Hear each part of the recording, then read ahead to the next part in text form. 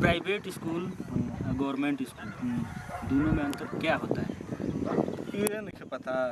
नहीं तब ना पूछता नहीं। देख, प्राइवेट स्कूल के लड़का अगर मान ले कि वो चिड़िया घर में गई ना, हाँ चिड़िया घर में जाके जहाँ से तो देखिया सा तो कहिया सा ना कि wow monkey sleeping, don't disturb. ओहो आ वे सरकारी स्कूल हो के लड़का रहे सा ना तो कहे तो के अरे हो देख बनारस सुतल बाटे मार तारे के लियो लियो कहाँ लियो। बना रहा? अरे मने अच्छा ऊपर ही हो अच्छा वो कहिया से हम कहीं ने बना ठीक ठीक।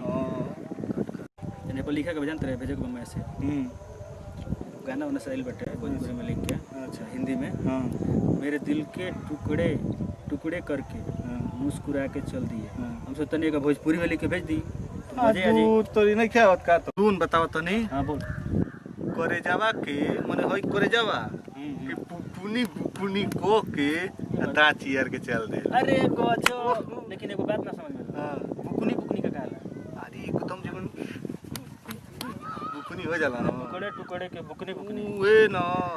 अरे अरे भाई ये बात तो तो मुझे के बा चल ठीक ये बा मुझे के बा ये बुझात नहीं के आ रोडवा के गीता पुराण के पतिया लिखल रहता रोडवा पर कि सावधानी हटी दुर्घटना घटी मतलब नहीं के बुझले।